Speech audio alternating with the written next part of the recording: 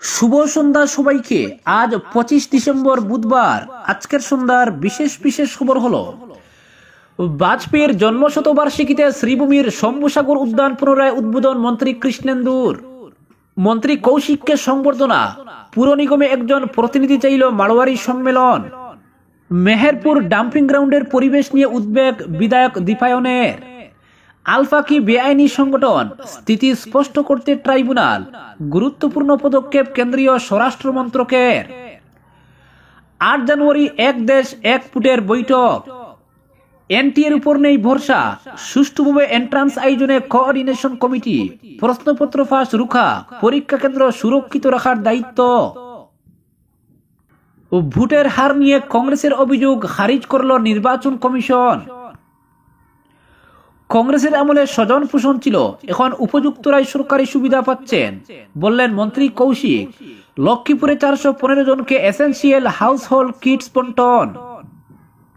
এবং সর্বশেষ খবরটি হলো, আম্বেদকরকে অপমান, রাষ্ট্রপতিকে স্মারকপত্র হাইলাকান্দি কংগ্রেসের। এবারে শুনুন বিস্তারিত খবর। প্রাক্তন প্রধানমন্ত্রী অটল বিহারী বাজপেয়ীর জন্মশতবার্ষিকীতে মন্ত্রী কৃষ্ণেন্দু পালের হাত দিয়ে শ্রীভূমি জেলার শম্ভুসাগর উদ্যান পুনরুজ্জীবিত এবং পুনরায় উদ্বোধন হলো। আজ বাজপেয়ীজির 100তম জন্মবার্ষিকী উপলক্ষে দীর্ঘদিন ধরে অবহেলিত শম্ভুসাগর উদ্যানটি পুনরুজ্জীবিত করে জনসাধারণের জন্য পুনরায় খুলে দেওয়া হয়েছে। শ্রীভূমিতে অবস্থিত এই ঐতিহাসিক উদ্যানটি পুনর্গঠনের কাজ পরিচালনা করেছে পুর কর্তৃপক্ষ। উদ্যানটি স্থানীয় জনগণের জন্য একটি অত্যন্ত প্রয়োজনীয় বিনোদনমূলক স্থান হিসেবে তৈরি করা হয়েছে। উদ্যানের পুনঃ উদ্বোধন করেন মৎস্য ও পশুপালন মন্ত্রী কৃষ্ণেন্দু পাল। তিনি তার শৈশব স্মৃতির কথা উল্লেখ করে এই উদ্যানটির সামাজিক ও মানসিক সুস্থতার ক্ষেত্রে ভূমিকার কথা তুলে ধরেন। পুনর্গঠিত উদ্যানটিতে উন্নত ব্যবস্থাপনা ও রিফ্রেশমেন্ট সুবিধা যুক্ত করা হয়েছে, যা দর্শনার্থীদের জন্য আরো মনোরম পরিবেশ তৈরি করেছে। অনুষ্ঠানে উপস্থিত ছিলেন সাংসদ মিশন রঞ্জন দাস, পৌরপতি রবীন্দ্র দেব এবং অন্যান্য বিশিষ্ট ব্যক্তিবর্গ। অপরদিকে মন্ত্রী কৌশিককে সংবর্ধনা, পুর নিগমে একজন প্রতিনিধি চাইল মারোয়ারি সম্মেলন। মন্ত্রী কৌশিক রায়কে সংবর্ধনা জানালো মারোয়ারি সম্মেলন শিলচর শাখা সহ বিভিন্ন সামাজিক ধর্মীয় সংগঠন। শিলচর শহরের এক রেসিডেন্সি হোটেলের মিলায়তনে এই সংবর্ধনা অনুষ্ঠানের আয়োজন করা হয়। আজ অনুষ্ঠানে শাল, উত্তরীয়, স্মারক ও ছবি ইত্যাদি উপহার দিয়ে তাকে সম্মানিত করা হয়। অনুষ্ঠানে মন্ত্রী কৌশিক রায় কৃতজ্ঞতা প্রকাশের পাশাপাশি তার সংগ্রামী জীবনী বর্ণনা করে লক্ষ্মীপুরের উন্নয়নের কাজের বিবরণ দেন এবং 5 বছরে বরাক উপত্যকাকে সমৃদ্ধ করার প্রতিশ্রুতি দেন। এদিন স্বাগত বক্তব্যে চেয়ারম্যান মূলচাঁদ বৈদ বরাক উপত্যকার উন্নয়নের পাশাপাশি পুর নিগমে মারোয়ারি সম্প্রদায়ের অন্তত একজন প্রতিনিধিকে অন্তর্ভুক্ত করার অনুরোধ জানান। পৃষ্ঠপোষক মহাবীর প্রসাদ জৈন, বুধমল বৈদ, উপসভাপতি হনুমান জৈন, ললিত গুলশা, রুশনাল সেটিয়া প্রমুখ বক্তব্য রাখেন। সবাই মন্ত্রী কৌশিক রায়কে সম্মানিত করেন। অনুষ্ঠান পরিচালনা করেন সম্পাদক পবন রাঠি। অনুষ্ঠানে মহিলাদেরও উপস্থিতি ছিল চোখে পড়ার মতো। পরবর্তী খবরটি হলো, হরিয়ানা ও মহারাষ্ট্রের ভোটের ফল নিয়ে একাধিকবার নির্বাচন কমিশনকে নিশানা করেছে কংগ্রেস। এবার পাল্টা এলো কমিশনের তরফে। কংগ্রেসের মূল অভিযোগ ছিল কমিশনের প্রকাশ করা প্রাথমিক ভোটের হার এবং চূড়ান্ত ভোটের হারের মধ্যে বিস্তর ফারাক থেকে যাচ্ছে, কোথাও গরমিল হচ্ছে। কিন্তু কমিশন সাফ জানিয়ে দিল, এতে বেনিয়ম বা গরমিলের কোনো ব্যাপার নেই। চূড়ান্ত ভোটের হার এবং প্রাথমিক ভোটের হারের মধ্যে ফারাক থাকাটা অস্বাভাবিক কিছু নয়। মঙ্গলবার কমিশন কংগ্রেসকে পাল্টা চিঠি দিয়ে জানিয়ে দিল, বিকাল 5টার সময় যে ভোটের হার দেওয়া হয় এবং ভোটের চূড়ান্ত হারের মধ্যে পার্থক্য থাকা খুব স্বাভাবিক, কারণ ওই সময় বিভিন্ন প্রান্ত থেকে ভোটের হার এসে পৌঁছায়, সেটা যোগ করার কাজ চলে। কমিশনের সাফ কথা, ভোটের হারে গরমিল হওয়ার কোনো সম্ভাবনাই নেই, কারণ ভোটের চূড়ান্ত হারের হিসাবের যে 17C ফর্ম, সেটা প্রত্যেক রাজনৈতিক দলের এজেন্টদের বুথ থেকেই দিয়ে দেওয়া হয়। সেক্ষেত্রে ভোটের হার বাড়লে ধরা পড়বেই। মহারাষ্ট্রের ভোটের ফলাফলের পর সামগ্রিক নির্বাচন প্রক্রিয়া নিয়ে প্রশ্ন তুলেছে কংগ্রেস। ভোটার তালিকা সংশোধন থেকে ভোট গ্রহণ আবার ভোট গণনা পর্যন্ত ব্যাপক কারচুপি হয়েছে বলে অভিযোগ করে নির্বাচন কমিশনের চিঠি দিয়েছে হাত শিবির। লক্ষণীয়ভাবে ভোট গ্রহণের দিন আচমকাই শতাংশের হার বেড়ে যায়। কংগ্রেসের অভিযোগ ছিল, ভোট গ্রহণের দিন কমিশনের তরফে 5টার সময় জানানো হয় 58.22% ভোট পড়েছে। সেখানে রাত 11টায় জানানো হয় শতাংশের হার বৃদ্ধি পেয়ে হয়েছে 65.02। 5 ঘন্টার মধ্যে 7% বৃদ্ধি কার্যত অসম্ভব। এই একই অভিযোগে সরব হন বহু রাজনৈতিক বিশেষজ্ঞ। সেই তালিকায় নাম ছিল অর্থমন্ত্রী নির্মলা সীতারমণের স্বামী পরকলা প্রভাকর। সেই অভিযোগে এদিন পুরোপুরি খারিজ করে দিল নির্বাচন কমিশন। কংগ্রেসকে সাফ জানিয়ে দেওয়া হলো গোটা ভোট প্রক্রিয়া স্বচ্ছ এবং সুষ্ঠু। নির্বাচন কমিশন সার্বিকভাবে পুরো ভোট প্রক্রিয়াতেই স্বচ্ছতা বজায় রেখেছে। তাছাড়া ভোট প্রক্রিয়ার সর্বত্রই কংগ্রেসের প্রতিনিধিরা ছিলেন। এর আগে কংগ্রেস সভাপতি মল্লিকার্জুন খাড়গেকে লেখা চিঠিতে কমিশন কিছুটা বেনজিরভাবে দেশের নির্বাচনী ব্যবস্থাকে নিয়ে প্রশ্ন তোলায় বিরোধী দলকে কাঠগড়ায় দাঁড় করিয়েছিল। পরবর্তী খবরটি হলো মেহেরপুর ডাম্পিং গ্রাউন্ডের পরিবেশ নিয়ে উদ্বেগ বিধায়ক দীপায়নের। শিলচর মেহেরপুরের পৌরসভার ট্রেঞ্চিং ও ডাম্পিং গ্রাউন্ড পরিদর্শন করেন বিধায়ক দীপায়ন চক্রবর্তী। তিনি এই স্থানের বর্তমান অবস্থা এবং এর পরিবেশ ও স্থানীয় বাসিন্দাদের উপর এর প্রভাব নিয়ে পর্যালোচনা করতে এদিন এই এলাকা পরিদর্শন করেন। পরিদর্শনের সময় বিধায়ক ডাম্পিং গ্রাউন্ডের বর্তমান অবস্থা দেখে উদ্বেগ প্রকাশ করেন। শহরের দীর্ঘদিনের বর্জ্য নিষ্পত্তির সমস্যাগুলি সমাধানে অবিলম্বে পদক্ষেপ নেওয়ার প্রয়োজনীয়তার উপর জোর দেন। শুধু বর্জ্য নিয়ন্ত্রণ নয়, এর সঠিক নিষ্পত্তি না হওয়ার কারণে সৃষ্ট স্বাস্থ্য ও পরিবেশগত বিপদের কথা স্বীকার করেন। তিনি জানান, এই সমস্যা দীর্ঘদিন ধরে একটি উদ্বেগের বিষয়। কার্যকর বর্জ্য ব্যবস্থাপনা নিশ্চিত করা এবং পরিবেশ ও জনস্বাস্থ্যের উপর ক্ষতিকর প্রভাব হ্রাস করতে সক্রিয় পদক্ষেপ নেওয়া অত্যন্ত প্রয়োজনীয়। মেহেরপুর এলাকার বাসিন্দাদের অভিযোগ, এই বর্জ্য থেকে দুর্গন্ধ, জল দূষণ এবং ডাম্পিং গ্রাউন্ডের আশেপাশে মশার সংখ্যা বৃদ্ধি দুর্ভোগের কারণ হয়ে দাঁড়িয়েছে। শিলচরের শহুরে জনসংখ্যার উৎপন্ন বর্জ্যের পরিমাণ বৃদ্ধির কারণে এই সমস্যাগুলি আরও বেড়ে গিয়েছে বলে জানান তিনি। বিধায়ক দীপায়ন চক্রবর্তী জনসাধারণকে আশ্বস্ত করেছেন, পুরসভা কর্তৃপক্ষের সঙ্গে সমন্বয় করে স্থানটির জন্য একটি সঠিক পরিকল্পনা তৈরি করবেন। তিনি বলেন, আবর্জনা গাড়িগুলি যাতে সহজেই প্রবেশ করতে পারে সেজন্য রাস্তাটি প্রস্তুত করা হচ্ছে।